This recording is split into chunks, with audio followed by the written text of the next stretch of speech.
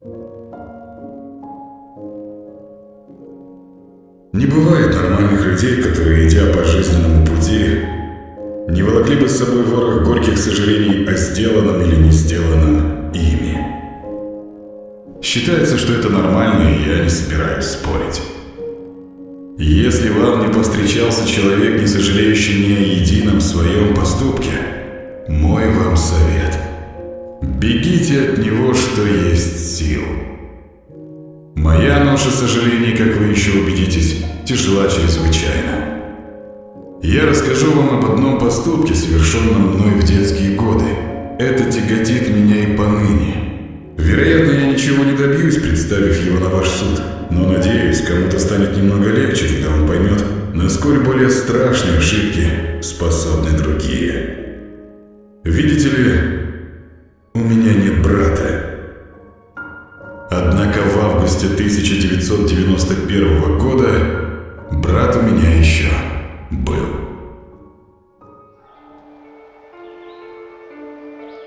Родители каждое лето сплавляли нас, пацанов, в жуткую глушь, в деревню к бабушке по линии матери как минимум на месяц.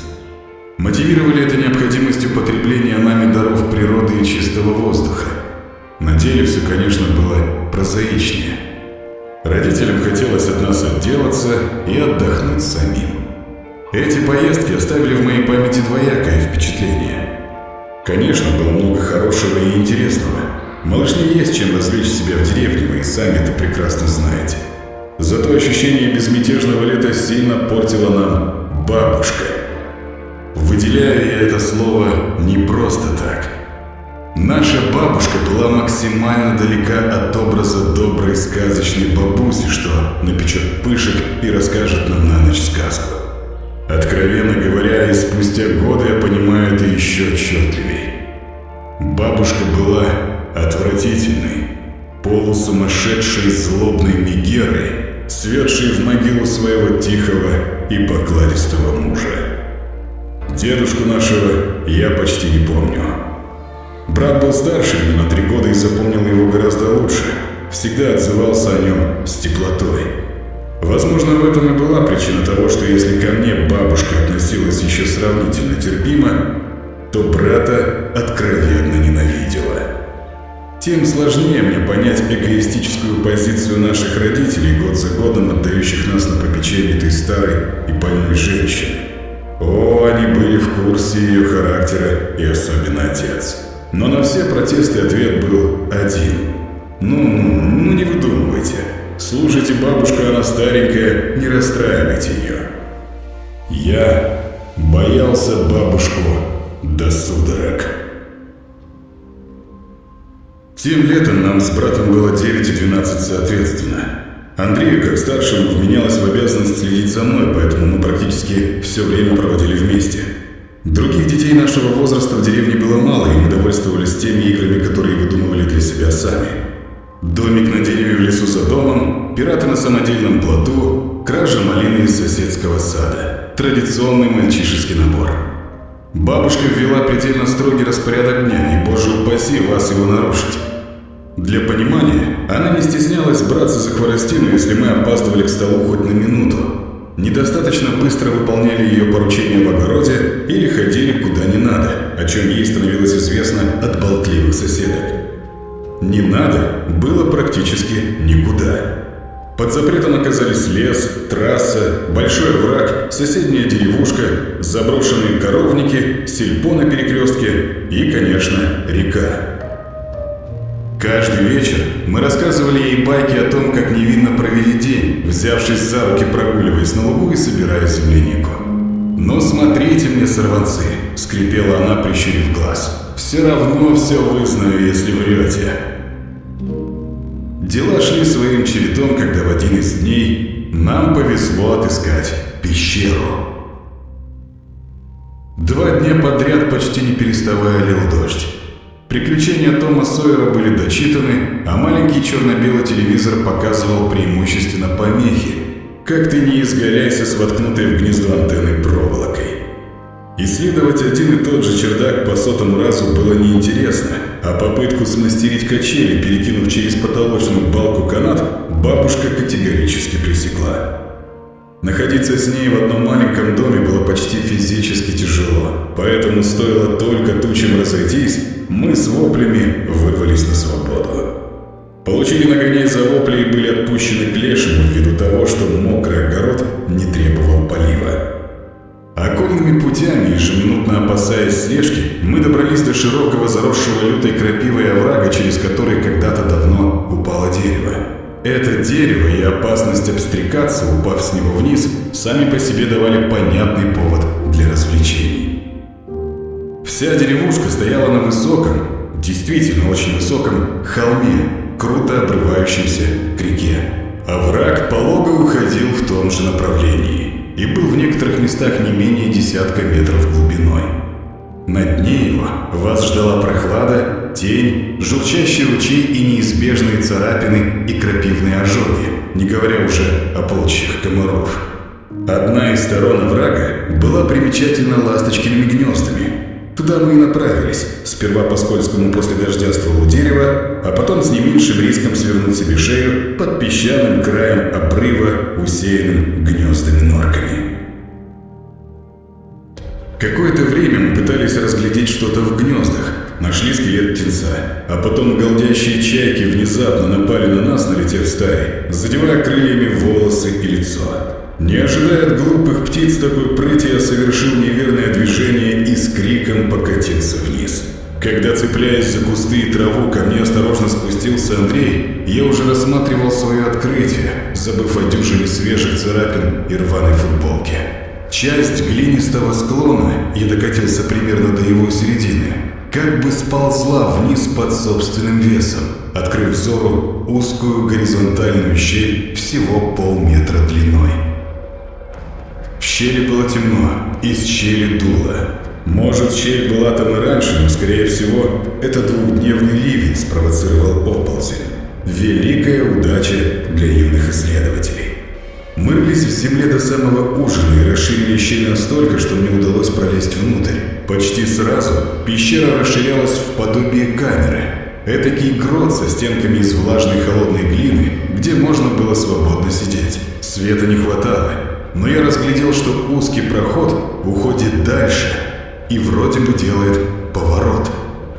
Отмываясь возле уличной колонки, мы с братом поклялись не рассказывать о находке ни единой живой душе. Трудно передать наш азарт первооткрывателей. Вдобавок теперь у нас был самый секретный в мире штаб. Это лето обещало стать интересным. На протяжении 2 недель, обманывая бабушку, мы наслаждались нашей тайной. У нас был заряжающийся от розетки фонарик, а копательный инструмент, старые мотыги и совок, был коварно похищен из сарая. Каждый день мы, соблюдая всевозможную конспирацию, забирались в прохладу пещеры, в входном гроте которой организовали штаб. Сделали запас съестного, выровняли и покрыли картонками пол, вырезали в стенах полки и ниши для парочки свечей из ближайшего сельпо. Основной задачей для нас было найти, где заканчивается пещера. Сквозняк однозначно указывал на наличие второго выхода. Из грота вел узкий и кривой лаз, поначалу более чем достаточный для мальчишки, но дальше сужающийся. Мы ползли по нему друг за другом. Фонарик был только один, и он вручался тому, кто сегодня полз первым. Понемногу мы расширяли туннель и забирались все дальше и дальше, но дело шло медленно. Мы проходили где-то 1-1,5 метра за день, с трудом проталкивая назад накопанную глину. Потом приходилось вслепую ползти обратно ногами вперед, и это было гораздо сложнее. Ширина лаза не превышала ширину детских плечей, и в этом темном, клаустрофобо-узком пространстве было крайне сложно даже дышать, а тем паче орудовать совком. Несколько раз случалось, что кто-то из нас застревал в этой норе, и это нагоняло на нас страху. Но каждый раз, ерзая и отталкиваясь вытянутыми вперед руками, опустить руки вдоль тела было невозможно, и зацепиться тоже не за что, удавалось сдать назад, после чего раскопки и расширение тоннеля продолжались. Трудности не останавливали нас. Мы тщательно картографировали пройденный путь на двойном тетрадном листе, а по ночам шепотом обсуждали планы на завтрашний день. В целом пещера шла дугой вправо, как бы стремясь вернуться во враг и вниз. Нам встретилось одно ответвление, но оно закончилось тупиком, обвалом, буквально в паре метров от основного ствола. Спелеологические изыскания продолжались, пока однажды, громче обычного, сопящий за моей спиной брат не сказал приглушенным голосом: «Погоди, я застрял». Возможно, в случившемся есть моя вина. Я шел первым в тот день. Мы были на расстоянии метров 18 от входа в пещеру. Мне так не терпелось поскорее продвинуться дальше попавшегося нам сложного участка с камнями, что я не позаботился как следует о расширении туннеля в этом месте, а сам пролез вперед. Брат, он был крупнее меня. Он застрял в узком месте и не мог ничего поделать. Вообще ничего. Паниковать мы начали не сразу. Но когда спустя час Андрей не смог сдвинуться ни на сантиметр вперед или назад, испробовав все наши приемы, в его голосе появились истерические нотки, а я старался шмыгать носом потише. Спустя 3 часа наверху было далеко за полдень. Мы оба, отчаявшись, рыдали взахлеб и что есть силы кричали на помощь. Безо всякого смысла на такой глубине. Я умолял Андрея попробовать еще раз схватиться за мою ногу, чтобы я протащил его вперед. Но он кричал, что ему больно, что он задыхается, чтобы я ему помог. Я старался светить на него, но сам не мог даже оглянуться, чтобы на него посмотреть. Мы распластались под толщей земли, и теперь затея с исследованием пещеры совсем не казалась мне такой хорошей. В какой-то момент в выступленной попытке вырваться из тисков он немного повернул корпус и застрял уже окончательно, заблокировав путь назад и мне. Мы оказались в ловушке, и никто не знал, где мы. Андрей был все же старшим. Постаравшись успокоиться сам, он объяснил свой план. Наш единственный выход был в том, чтобы я пролез вперед и добрался до второго выхода, а потом позвал на помощь. В общем-то, ничего другого нам просто и не оставалось, хотя шансы на успех были минимальны. Но у меня был совок и фонарик, а туннель впереди, насколько хватало света, немного расширялся. Мы договорились перекрикиваться каждую минуту, и я стал пробираться вперед, извиваясь подобно земляному червю.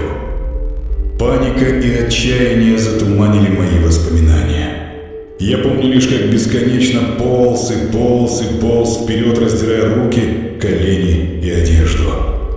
Крики брата из темноты позади мне становились все тише, пока не превратились в бессмысленные, искаженные эхом глухие завывания. Я охрип и больше не пытался кричать в ответ. Впереди показался свет. Я выбрался из земли, разбрасывая комки сырой грязи у самого дна того же самого оврага в его начале, рядом с ручьем и кучей мусора, который годами сбрасывали вниз жители окрестных домов. Расплакавшись от счастья, я с трудом поднялся на ноги и осмотрел себя. Ужасно. Нужно спешить за помощью, но куда? И что скажет бабушка?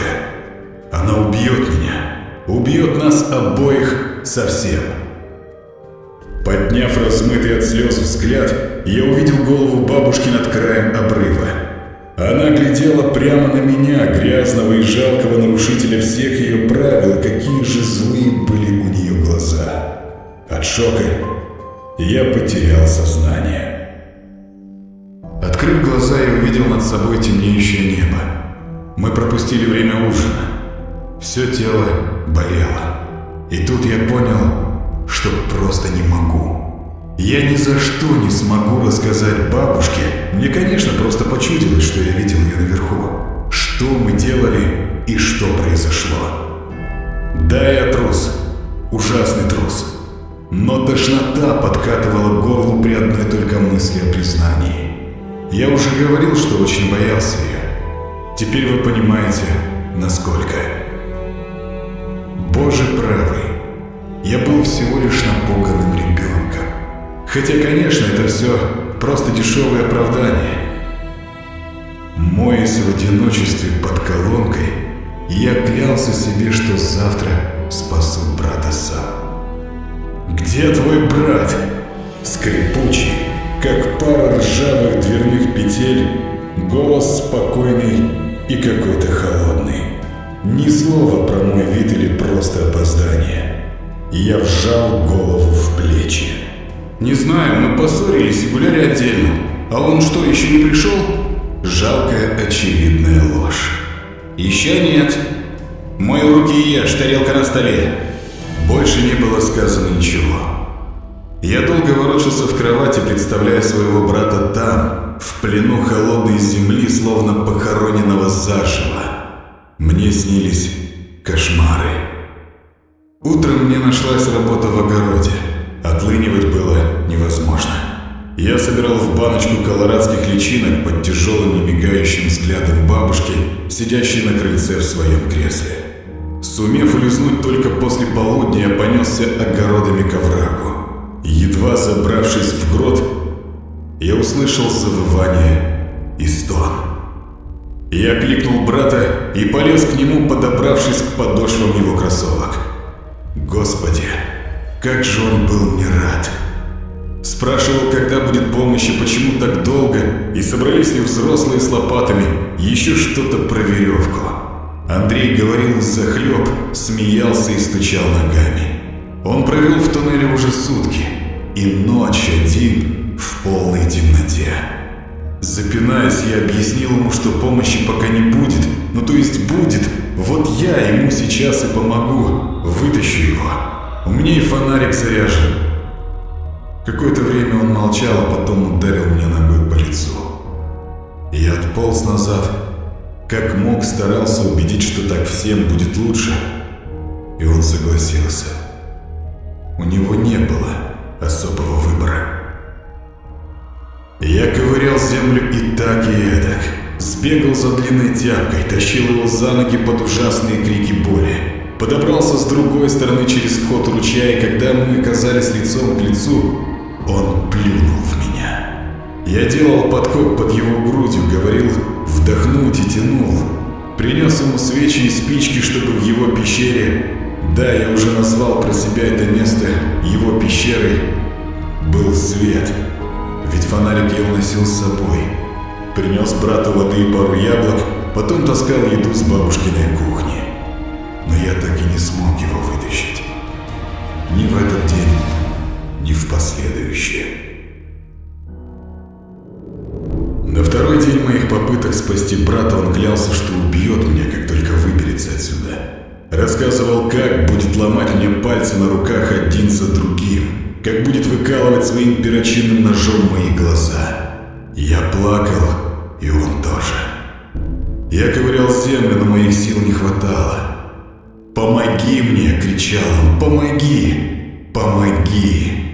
Выбираясь ногами вперед из пещеры, чтобы успеть ко времени ужина, я слышал, как кричит и смеется в ее глубине брат. Проведя еще одну ночь в пещере, Андрей перестал проклинать меня. Только тихонько скулил и не желал выпускать из руки оставшийся у него огарок свечи. Жадно пил воду, умолял рассказать все бабушке. Умолял, но как-то уже без надежды. Извинился за то, что сказал, что я ему больше не брат. Мы за всю жизнь не говорили так, как в тот день при свете тусклой лампочки среди узких стен. За ужином бабушка сказала, что раз Андрей так и не вернулся, надо вызывать полицию. Грех малодушия – самый страшный из грехов. И как вы уже поняли, я так никому ничего и не сказал. Половина населения деревни согласилась принять участие в поиске моего брата. Я солгал, будто последний раз видел его за огородами возле леса. Лес прочесали, нашли домик на дереве. Андрея не нашли. Когда я пришел к пещере брата, он уже потратил последние свечи, что мне удалось для него найти, и никак не отреагировал на мое появление.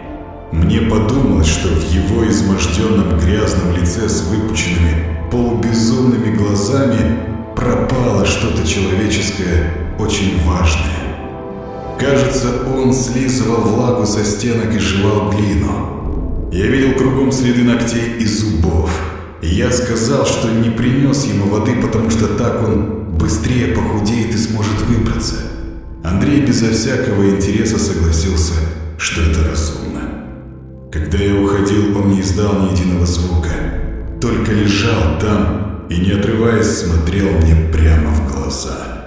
Я полз назад на ощупь, держа фонарь, и все глядел на его удаляющееся лицо, пока оно не скрылось за поворотом тоннеля. На следующий день приехали смурной отец и заплаканная мама. Я сидел в своей комнате, мне строго-настрого запретили выходить. Полицейский и отец расспросили меня снова, что произошло. Мне было противно врать, и было противно от того, что в глубине души я радовался, что сумел избежать наказания. Но радовался все равно. 4 дня продолжались поиски. Проходили и уходили сопровождаемые тяжелым бабушкиным взглядом какие-то люди. Наконец вечером мама подошла, обняла меня и сказала, что мы едем домой. Утром папа довезет нас до станции. Я попросил ее дать мне последний раз погулять одному хотя бы несколько минуточек. Я прокрался ко входу в грот и сидел там довольно долго, не решившись залезть внутрь, чтобы не испачкать привезенной мамой новую одежду. Из черной дыры раздавалось едва слышное пение. Точнее, мычание без слов. Там, глубоко под землей, мой брат в темноте и одиночестве напевал какую-то песенку. Утром мы уехали. Сейчас мне 35, у меня есть жена и сын. Мама совсем старенькая, привожу ее к нам по праздникам. Брата у меня нет, как и отца. Второй инфаркт в 2010-м. Думаю, он до самого последнего дня что-то подозревал. Бабушка умерла в 2003-м, ее деревенский дом никто не купил. Я ездил туда год назад. Бревно через овраг сгнило и упало. Я спустился к тому месту, где начиналась пещера брата. Постоял. Ничего. Только поросшая травой земля. Память вернула мне ту самую странную мелодию, напеваемую без слов. И, кстати, отвратительная старуха все знала. Наша грязная одежда и земля в волосах. Она ведь следила за нами. Я видел ее в тот день над обрывом. Она поставила одну тарелку на стол, когда я вернулся домой. Она знала, что происходит. Но ей никогда не нравился Андрей.